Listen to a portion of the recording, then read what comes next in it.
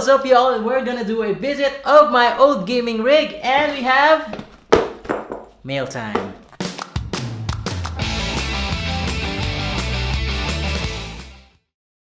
So, the thing about this rig is it did a Windows update, but unfortunately when it restarted, it keeps on looping to the startup screen and doing a system repair. But upon doing the system repair, I tried everything like this. And then we'll choose Troubleshoot. And then we'll choose Advanced Options. And then we're gonna go and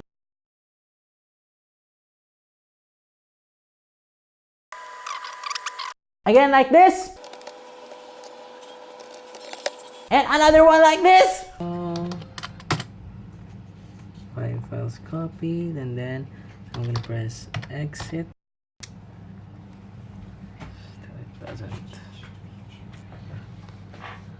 But unfortunately, none of those work. So what we're gonna do now is do the forbidden jutsu.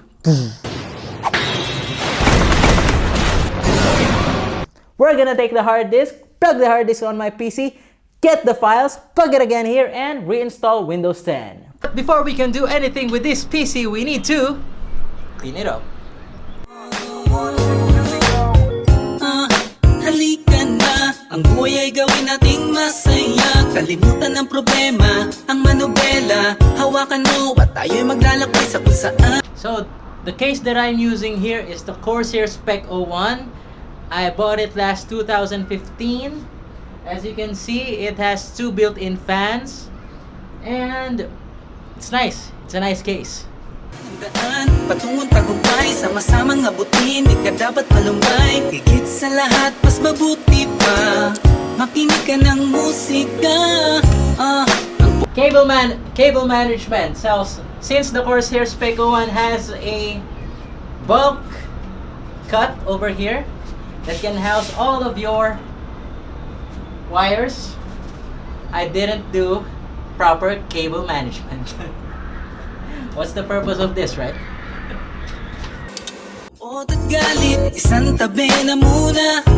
So now we can see the drives. There is one drive E and one drive F. So as you can see, we're copying the files now, but while it is copying, we're gonna do the mail time. Mail time, mail time, mail time, mail time. Here's the mail, it never fails. It makes me wanna wag my tail. When it comes, I wanna wail. Actually, this is in relation to our next content for this channel. It's something that I want to do with our white NZXT build. We haven't named it yet, but we're thinking of some names to name it. Why do PC builders do that? Why do they name their PC? But let's open this one. They sent me a computer dust filter. Wow, I haven't ordered for this one, but thanks performancepcs.com. I haven't ordered anything like this, so I don't know why they sent me, but thanks Performance PCs. And something fell off. This is the cable comms that we ordered. So you will know by now what we're up to on our next video. These are cable comms. So I don't know why the color isn't black. It's kind of like a silver alloy color. But let me see. I don't know if this is gonna be enough. So we ordered some cable sleeving materials.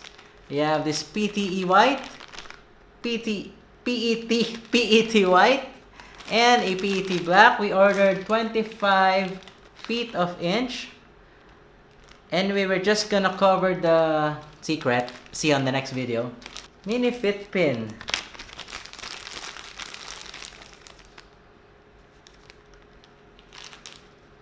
So that's all for this mail time. Thank you performancepc.com for providing us with the cable sleeving materials. And then back to our review of my previous gaming build. While that one is doing its thing, copying the files, we're gonna do some cable management with this guy right here.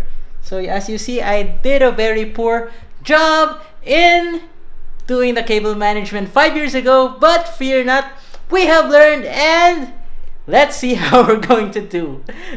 Yan ay di mo na kailangan pa mag-isip ka muna ng mga positibong bagay na sa'yo nakasalalay. Wag na wag pang ihinaan, ang Diyos ay nakaalalay sa'yo, sa'kin. Alam niya na kaya natin, kaya iyan mo lamang ang problema. Halika na't at magsaya, tara na, sa'kin sumama ka. Huwag ka nang mag-alilangan pa, di ka na dapat mangamba. Kasama mo ako, sila tayong lahat, at ang ating Diyos Ama. Tara't at magsaya, sa'kin sumama ka. Tara't at magsaya, sa'kin sumama ka. Huwag ka nang mag-alilangan pa, di ka na dapat mangamba. Kasama mo ako, sila tayong lahat, at ang ating Diyos Ama. Tara sumama ka, nandito lang ako, handang samahan ka. Huwag kang mag-alala, sige mangarap ka. Nandyan ang Diyos Ama, nakaalalay sa bawat hamon. Magpatangay sa alon, ang lungkot ay inapon. Ang mangyayari kapag hindi ka nagbanat ng buto. Laging sa sulok ang buhay, animoy magulo. Puot at galit, isang tabi na muna. Yan ay di mo na kailangan pa mag-isip ka muna ng mga positibong bagay na sa'yo nakasalalay. Wag na wag pang ihinaan, ang Diyos ay nakaalalay sa'yo, sa'kin. Alam niya na kaya natin, kaya iyan mo lamang ang problema. Halika na't at magsaya, tara na, sa'kin sumama ka. Huwag ka nang mag-alilangan pa, di ka na dapat mangamba. Kasama mo ako, sila tayong lahat, at ang ating Diyos Ama. Tara't at magsaya, sa'kin sumama ka. Tara't at magsaya, sa'kin sumama ka. Huwag ka nang mag-alilangan pa, di ka na dapat mangamba. Kasama mo ako, sila tayong lahat, at ang ating Diyos Ama. Whew, so we did the cable management.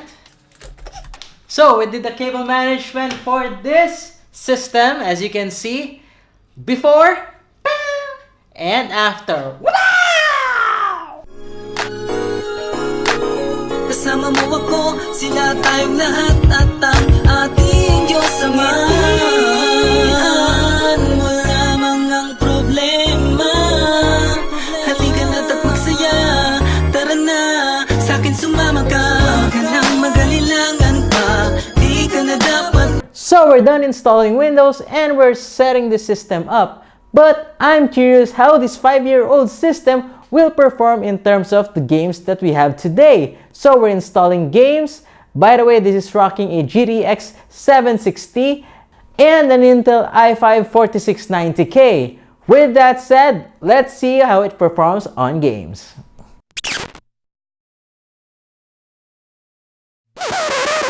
So that's how this system performs in the current gen of games. Like if you like this video, subscribe if you haven't subscribed to our channel, and see you on the next one. Tara't at magsaya, sa'kin sumama ka.